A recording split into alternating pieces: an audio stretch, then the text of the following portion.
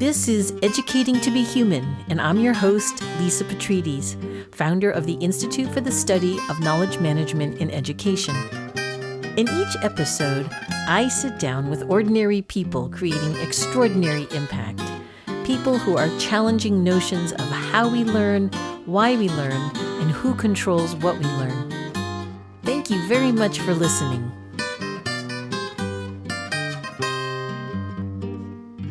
Today, I'd like to introduce my guest, Dr. Erin O'Connell. She is a university classics professor, and she's used her expertise over the years as a teacher of ancient Greek and ancient Greek culture to delve into the long history of how the word monster and monstrous are used. And today, we have the pleasure of learning from her and having a discussion about how monsters are defined and where we can find them, not just under our beds, and not only in ancient mythology, but all around us. And we talk about how this concept of monsters brings some much-needed perspective in helping us think about being human in today's world. Welcome, Erin. Thank you, Lisa. I would love just maybe you can start with, what this work is about and why are we talking about monsters?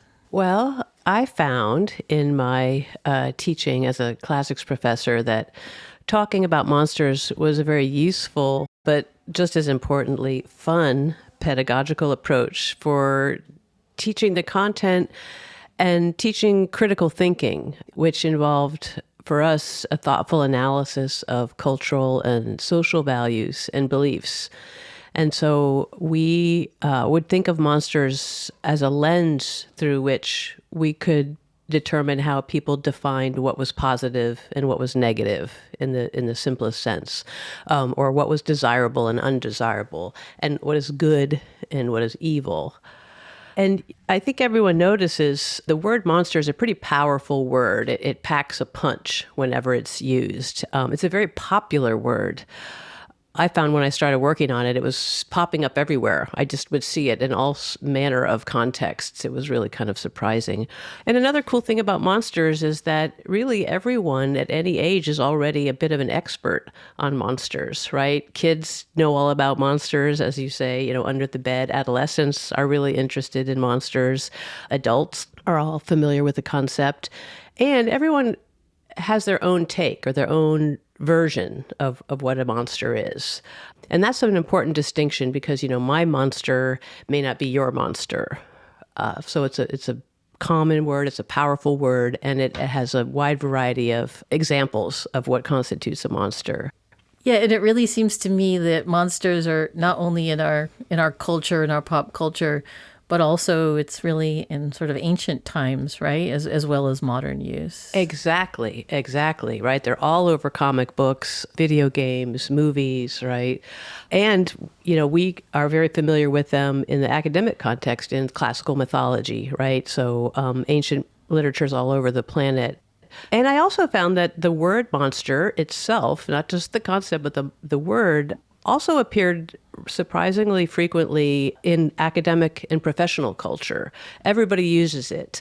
And it has unserious usages and serious usages. So, I was seeing signs for monster trucks or monster pizza or monster book sale, right? It's sort of a good advertising word. It catches people's attention. So I thought it was just kind of exciting to pursue it. And because it was central to my own scholarly field, I could then connect it to sort of the rest of the world. I'd love to hear just a little bit about how you sort of connected the ancient Greek world of philosophers and monsters to today. Like, how did you make that crossover? Well, it really came clear to me when I was teaching classical mythology because we were reading all about all the ancient heroes, and heroes become heroes by slaying monsters. So it's a very kind of emphatically clear depiction of a monster, whether it's, the Minotaur or Medusa with the snake hair or the one-eyed Cyclops. But my own work was primarily in tragic drama and philosophy, and I thought, well, this definition of what is what is monstrous in the old stereotypical monster myths reappears in drama in the form of human beings behaving monstrously to each other, right? So you didn't have to be some sort of bizarre hybrid, part human, part animal creature in order to do terrible, violent things. Tragic drama was really interested in showing kind of the extent of how awful people could be to each other. And particularly powerful was how human beings treated their family members. That was sort of, more monstrous than how you treated strangers. And then as, time moved forward, philosophy became very important and was flourishing in classical Athens in particular. And there, a similar notion of the monstrous appears, but in the form of fraudulent speech or slimy rhetoric, lying to persuade people to do things. And so the philosophers, someone like Plato, Aristotle, Socrates in particular, were very concerned about wrong use of language. And so what I recognized as the old kind of force of monsters in the very ancient tales appearing again in tragedy was still there very much in the same kind of essential force in philosophy. And so then from there I got to noticing how it was in all the academic disciplines in one way or another, as well as professional fields. So, psychology, we'll talk about psychopaths. In law, we'll talk about murderers and rapists. Calling someone a monster in the courtroom is extremely powerful. In medicine, the word for tumor actually comes from a Greek word for monster. Cancer is imagined as a monster. Math has a monster problem set that refers to an extremely unwieldy and kind of sporadic mathematical problem. In bioengineering, where they have prosthesis and computer chips in people's bodies, there are some people who find that sort of monstrous and offensive and wrong. Very often in talking about weather catastrophes, the word monster comes up. And so what all of these notions of monster have in common is that it's something that's typically massive in size or massive in impact. And that's important. It doesn't have to be big. It can just be big impact.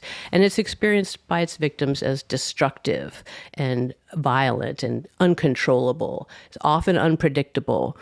Another key feature is it cannot really be stopped. It can't be suppressed, permanently, and they are inevitable. Right. It's almost like the worst things we can imagine, right? Those examples you gave, it's like, how do we overcome the monster, right?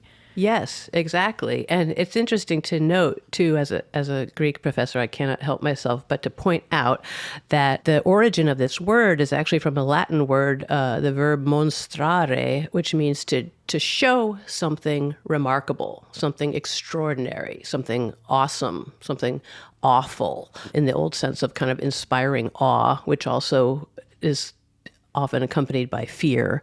Like our word demonstrate, right, has that monstrare aspect to it. So it's interesting that the word just refers to showing you something remarkable, but the thing that's shown that is remarkable is big and scary and uncontrollable and fascinating. And it also very often, another kind of aspect that ties all this together is that things called monsters or monstrous reveal the radical vulnerability of human beings in human existence, right? There's a stuff that happens to us that we cannot stop, and it's awful. So we kind of look at that to figure out, how can we stop it? How do we survive it? How do we predict it? What do we do about it? Because it's here and it stinks to experience it. Yeah, it's really, it's something that we often, we can't fully really understand that which is monstrous, Exactly. right? And so it kind of gives us this sense of dread in a way when we think about monsters, and which of course brings me to the obvious sort of next question, which is, what can we do with this sort of study of monsters? Like, what's the impact of even talking about this idea? Certainly there's a great deal of interest in sort of tying the ancient to today. Are there sort of cultural impacts of monsters, or things that we can glean from this that actually help us deal with this world in this way? Yes, yeah, absolutely. One of the things that comes from looking through the lens of monsters or thinking about the role of monsters in our societies or in our cultural belief systems is that human beings have a desire to confront and explore taboo subjects or forbidden desires in a safe, controlled manner.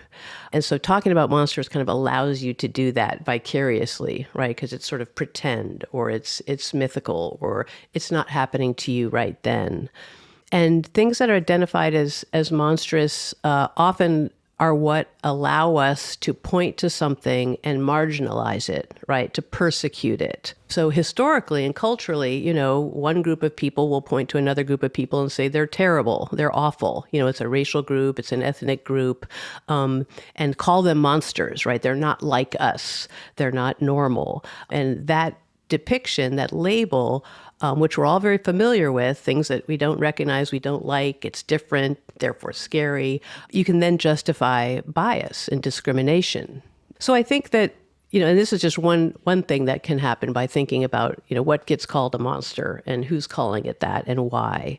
So I think one thing is we can have a more informed grasp of how and why things or people are identified as monstrous. And that can lead us to have a more nuanced appreciation of, who or what is the quote unquote real monster in a situation. Like, for example, the famous novel by Mary Shelley, Frankenstein, right? Dr. Frankenstein creates a creature, he animates a creature, and the creature is often understood as the monster, right? He's big, he's out of control, he's violent. But the novel itself will show you that the quote-unquote real monster is Dr. Frankenstein himself, who created this creature and then, neglected it. Its psychological response to neglect is to become, violent and to not ever fit in. That's a kind of intellectual, critical inquiry type of outcome that can come from thinking about monsters and how and why and where is, the violent, destructive force coming from. So is there sort of a way back? Because by that, I really understand that when you think about monstrous and how that's used and how we use it to create other, right? Other from ourselves, and how anything that is, or anyone who is different from us in some way is something to be feared and then becomes, as you said, a monster to us. So how do we walk our way back from there, right? As we think about this whole idea of, coming back to humanity, right? How do we go from monster back into what we're trying to be differently and coexist together? Yeah, great question. Well, I think when we're thinking about monsters in this way, it allows us to think more broadly about, how society organizes and defines itself. What are its cultural ideals and values? And how is human experience depicted? We see that careful investigation of monsters helps us to move towards growth and change. It will sort of, we rethink our social norms and prevailing opinions. And by becoming more informed, learning more carefully how things work, how these notions come about, we can overcome some of those anxieties and fears. And I would also say that it provokes a kind of reflection that helps us to adjust our notion of, what's monstrous, what's evil, what's violent and destructive, and what we can do about it, how we can prepare against it. I think it helps kind of shine a light on what is the world like that we live in, what kind of world do we want to live in, and to what extent do we have some agency to steer it in a direction that avoids, inhumane treatment, right? I mean, I think this idea of educating to be human, what does it mean to be human? You have to think about what does it mean to be inhumane, right? And monstrous is very much typically associated with the inhumane. So if we can see what that is and kind of evolve our notion of what that is, how it comes to be, I think it can sort of liberate us from some ignorance, from some sloppy thinking, and make us just more careful about the language we use and where it comes from. Yeah, I think that's interesting. We probably not so unlike the ancient Greeks addressing our fears, facing these monsters, right? It really does help liberate us from, that kind of simplistic thinking of the inhumane. And you can, think about it just for you personally as an individual, what is good, what is not good, what is desirable, what is not desirable, but also how we think about the common good, right? And who we want to be and how we want to, not only educate our kiddos, but sort of build towards a society that resists the monstrous in as much as we can, but also very importantly, I think not be afraid of it, right? Like check our own judgment and look more carefully and question it. Because, some people are really fascinated by monsters. They sort of love that they break all the rules. It's like that's part of the attraction. So there's a wide variety of ways to kind of color this word. And that's another part of what's fabulous about working with it, right? Because you can kind of take it in different directions that, grows your thought in more articulate ways. Yeah, I like this way of thinking about how we could become sort of more resilient against it, right? When we see it, whether it's in ourselves or in others, and how we can really, I like how you express how we can think about it, about the common good and who we want to be in the world we want to live in. I think that's so important. So are you saying in some ways that monsters are sort of projections of the qualities of us humans and what we don't want to accept in ourselves or in others? Absolutely. Yes. I mean, that's a great way to kind of translate that. They are projections of what we're afraid of, what we don't like.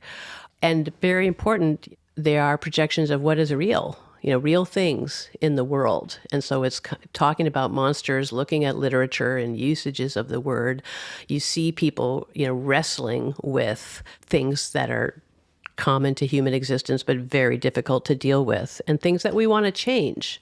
So we sort of figure out the extent to which we might be able to work towards change and improvement, and to what extent it's just always going to be with us. The fight never stops. And how do we grow, kind of resilient and, have the grit, as they say, to address it, accept it, understand it, and just be thoughtful about your role. Yeah, so we're sort of like developing I guess you might say, an attentiveness of how we look at monsters and see that they're here and that they're in us, but then at the same time imagine the kind of world we want to live in, and then that means actually dealing with the monstrosities of life in this way. Exactly.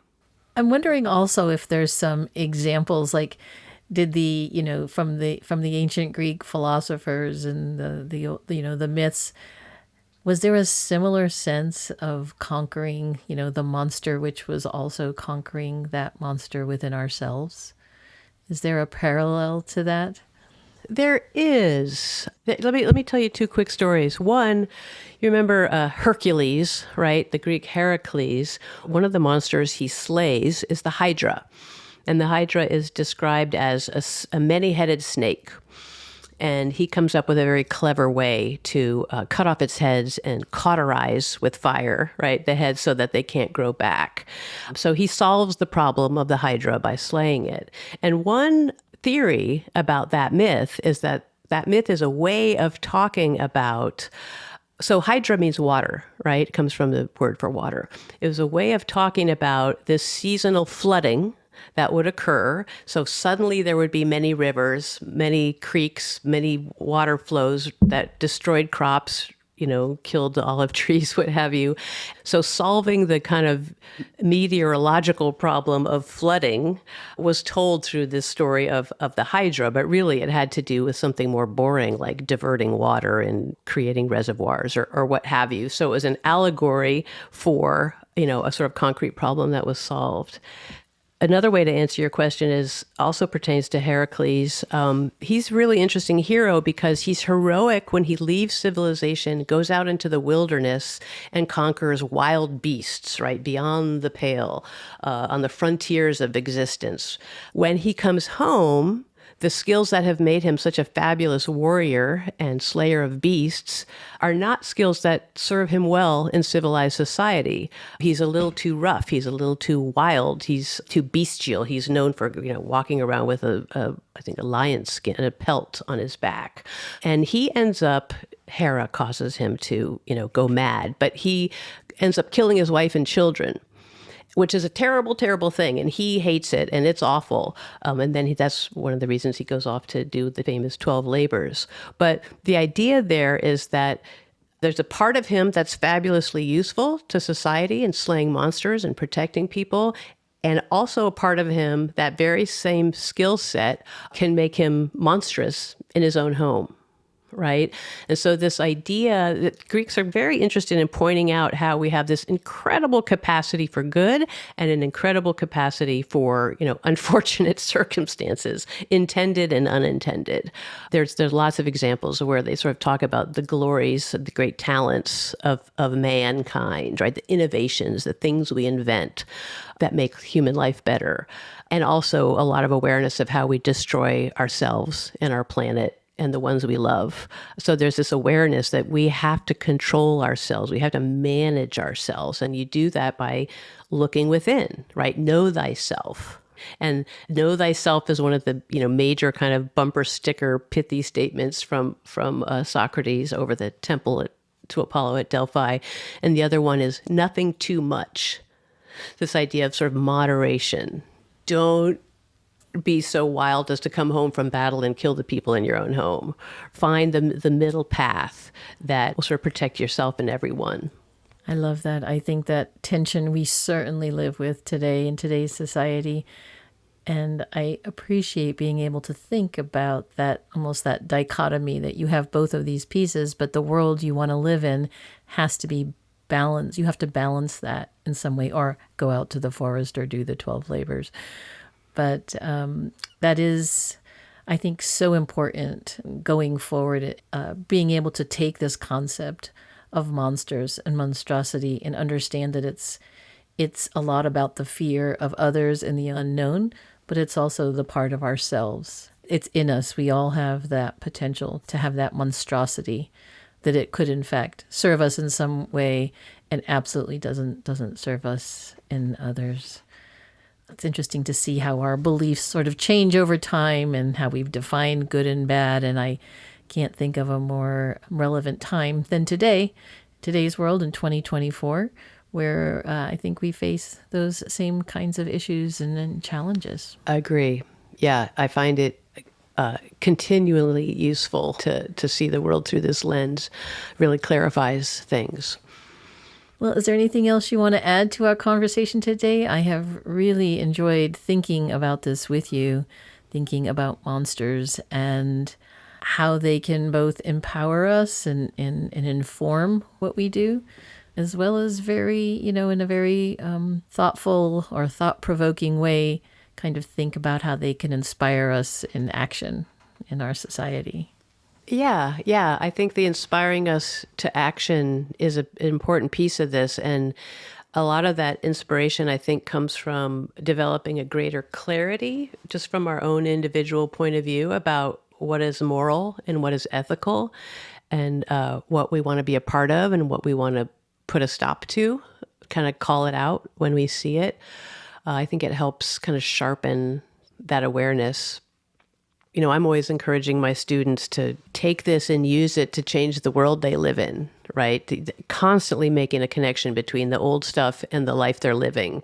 That's why this is relevant, right? That's why we teach it. That's why we justify making them take these general education classes. It's not just for knowledge, in an erudite education. It actually helps you think about your own life and the world you're living in and sort of, use the insights of the ancients, of the previous tradition, that brings us to this moment. There's a lot of good thoughts and insights that have been had, and we can fruitfully apply them to be the kind of people and the kind of society we want to be. Well, thank you very much, Dr. Erin O'Connell, for sharing these thought-provoking insights with us today and helping us think about the role that monsters have played in our lives, from ancient times to the present day, and really shaping our understanding of ourselves and how we perceive difference in the world around us. You managed to find monsters everywhere, from ancient Greek literature to bioengineering and to some of our favorite stories. I don't think any of us will think about monsters in the same way again. I know I certainly won't. And thank you again, Erin. Thank you. It's my great pleasure. Thank you, everybody, for listening to the show this week. This has been Lisa Petrides with Educating to Be Human. If you enjoy our show, please rate and review us on Apple, Spotify, or wherever you listen to your podcasts. You can access our show notes for links and information on our guests, and don't forget to follow us on Instagram, Blue Sky, at edu2behuman. That is EDU to be human. This podcast was created by Lisa Petrides and produced by Eleni Theros. Educating to Be Human is recorded by Nathan Sherman and edited by Ty Mayer, with music by Orestes Kaletsos.